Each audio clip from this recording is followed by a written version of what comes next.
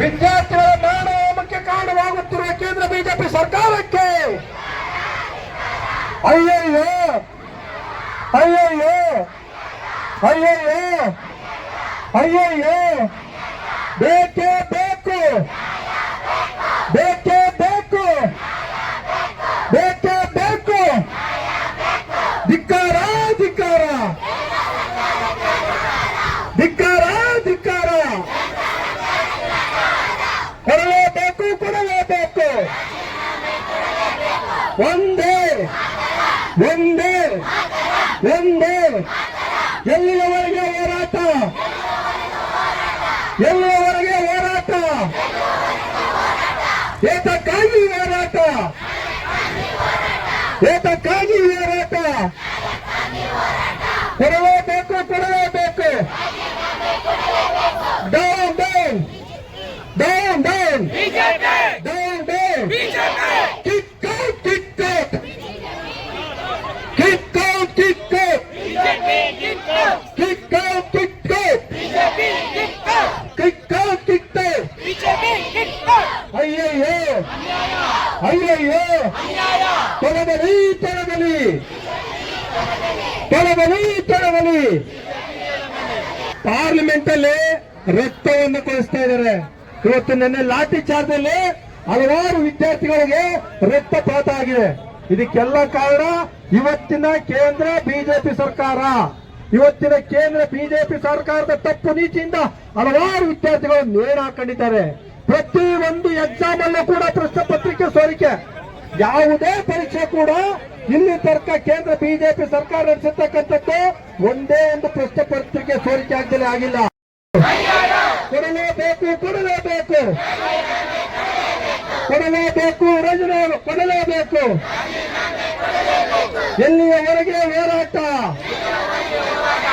ತೊಲಗಲಿ ತೊಲಗಲಿ. Paper leak ಆಗಿ 21 ಜನ ವಿದ್ಯಾರ್ಥಿಗಳು ಸಾವನ್ನಪ್ತರು. ಆ ಸಾವಿಗೆ ಬೆಲೆ ಕಟ್ಟಿದ್ರೆ ಅವ್ರಿಗೆ ಒಂದು ಬೆಲೆ ಕೊಡ್ದೇನೆ, ಅವ್ರಿಗೆ ಒಂದು ನ್ಯಾಯ ಸಿಗ್ದೇನೆ, ಅವ್ರ ಮನೆಗೊಂದು ಹೋಗಿ ಪರಿಹಾರ ಕೊಡ್ದೇನೆ ಇವರು ಏನು ಈ ಬಿಜೆಪಿ ಸರ್ಕಾರ ಏನ್ ನಡೆಸ್ತದೆ ಈ ಧರ್ಮೇಂದ್ರ ಪ್ರಧಾನ್ ಅವ್ರ ಈ ಕೂಡಲೇ ರಾಜೀನಾಮೆ ಕೊಡಬೇಕು ಅಂತ ಎಲ್ಲ ಈ ಸಣ್ಣ ಮಟ್ಟದ ಸಭೆ ಈ ಪ್ರತಿಭಟನೆ ಇಡೀ ಇಂಡಿಯಾ ಪಾರ್ಲಿಮೆಂಟ್ ಮುಟ್ಟಬೇಕು. ಇನ್ನು ಮುಂದುವರೆದ್ರೆ ಧರ್ಮೇಂದ್ರ ಪ್ರಧಾನ್ ರಾಜೀನಾಮೆ ಕೊಡದೇ ಇದ್ರೆ ಇಡೀ ಮಂಡ್ಯದಿಂದ ಸಂಸತ್ ಗೆರಾವ್ನು ಮಾಡ್ತೀವಿ ಅಂತ ಇಲ್ಲಿಂದ ನರೇಂದ್ರ ಮೋದಿ ಸರ್ಕಾರಕ್ಕೆ ಎಚ್ಚರಿಕೆ ಕೊಡ್ತೀರಲ್ವಾ? ಹೇಳಿ, ನರೇಂದ್ರ ಮೋದಿಗೆ ಧಿಕ್ಕಾರ, ನರೇಂದ್ರ ಮೋದಿಗೆ ಧಿಕ್ಕಾರ, ವಿದ್ಯಾರ್ಥಿ ವಿರೋಧಿ ನರೇಂದ್ರ ಮೋದಿಗೆ ಹೇಳಿ ಧಿಕ್ಕಾರ. ಕೊಡಲೇಬೇಕು ಕೊಡಲೇಬೇಕು ಕೊಡಲೇಬೇಕು ಕೊಡಲೇಬೇಕು. ಶಿಕ್ಷಣ ಮಂತ್ರಿ ಧರ್ಮೇಂದ್ರ ಪ್ರಧಾನ್ಗೆ ಹೇಳಿ ಧಿಕ್ಕಾರ. ಶಿಕ್ಷಣ ಮಂತ್ರಿ ಧರ್ಮೇಂದ್ರ ಪ್ರಧಾನ್ಗೆ ಹೇಳಿ ಧಿಕ್ಕಾರ. ಸಚಿವ ಅಮಿತ್ ಶಾ ಹಾಗೂ ಶಿಕ್ಷಣ ಸಚಿವ ದೇವೇಂದ್ರ ಪ್ರಧಾನ್ ಈ ಘಟನೆಯಾಗಿ ಆಗಲೇ 3 ತಿಂಗಳಾದ್ರೂ ಕೂಡ ಇವತ್ತು ಅವರು ರಾಜೀನಾಮೆ ಕೊಡ್ತಾ ಇಲ್ಲ.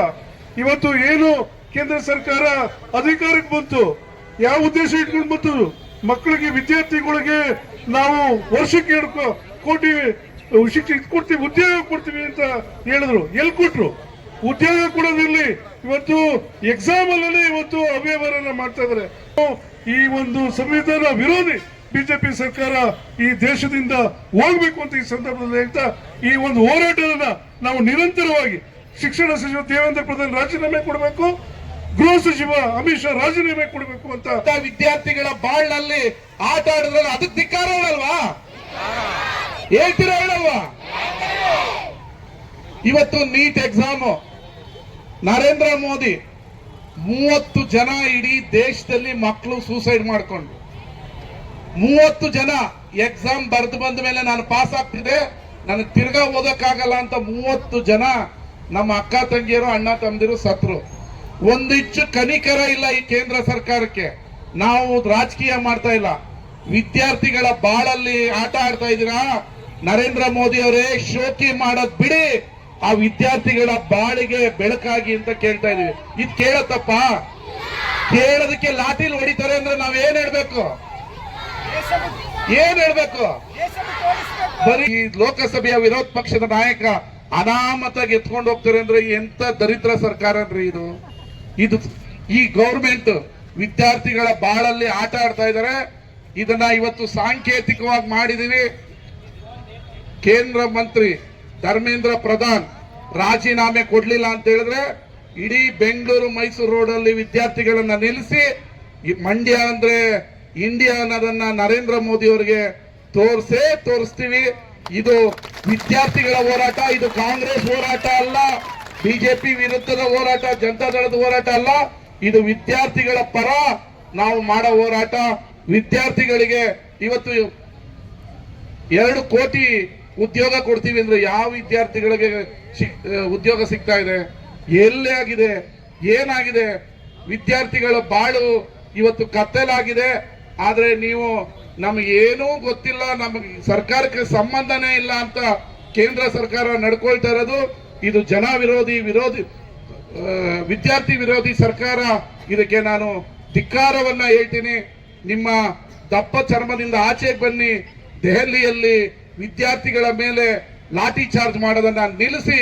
ಅವರ ಹಕ್ಕಿಗಾಗಿ ಬಂದಿದ್ದಾರೆ. ನಿಮ್ಮ ತರ ಅಪ್ಪ ಅಮ್ಮನ್ನ ಬಿಟ್ಟು ಡೆಲ್ಲಿ ಯೂನಿವರ್ಸಿಟಿಯಲ್ಲಿ ಹಾಸ್ಟೆಲ್ ಓದ್ತಾ ಇರೋ ವಿದ್ಯಾರ್ಥಿಗಳ ತಲೆಯಲ್ಲಿ ರಕ್ತ ಬರ್ತಾ ಇದೆ, ಹೊಟ್ಟೆಯಲ್ಲಿ ರಕ್ತ ಬರ್ತಾ ಇದೆ. ಆ ರೀತಿ ಅಮಾನವೀಯವಾಗಿ ಡೆಲ್ಲಿ ಪೊಲೀಸ್ನವರು ನಡ್ಕೋತಾ ಇದ್ದಾರೆ. ಇದರ ವಿರುದ್ಧ ಇಡೀ ದೇಶದಲ್ಲಿ ಕಾಂಗ್ರೆಸ್ ಪಕ್ಷ ವಿದ್ಯಾರ್ಥಿಗಳ ಪರ ಪ್ರತಿಭಟನೆಯನ್ನ ಇಟ್ಟುಕೊಂಡಿದೆ. ಇವತ್ತು ವಿದ್ಯಾರ್ಥಿಗಳಿಗೆ ನ್ಯಾಯ ಸಿಗೋವರೆಗೂ ನಾವು ವಿದ್ಯಾರ್ಥಿಗಳ ಪರ ರಸ್ತೆಯಲ್ಲಿ ಇರ್ತೀವಿ ಅಂತ ಹೇಳಿ ಇವತ್ತಿನ ಪ್ರತಿಭಟನಾ ರ್ಯಾಲಿಗೆ ಬಂದಂತ ನೀವೆಲ್ಲ ಏನು ದಿಲ್ಲಿಯ ಜಂತರ್ ಮಂತರಲ್ಲಿ ಲಾಠಿ ಏಟ್ ತಿಂದಂತ ವಿದ್ಯಾರ್ಥಿಗಳಿಗೆ ನೀವು ಬೆಂಬಲವಾಗಿ ನಿಂತಿದ್ದೀರಿ. ನೀವು ನಿಜವಾದ ಈ ದೇಶದ ಸೈನಿಕರು. ನಿಮ್ಮೆಲ್ಲರಿಗೂ ಹೃದಯಪೂರ್ವಕವಾದ ವಂದನೆಗಳನ್ನ ತಿಳಿಸ್ತೀನಿ ಅಂತ ಹೇಳಿ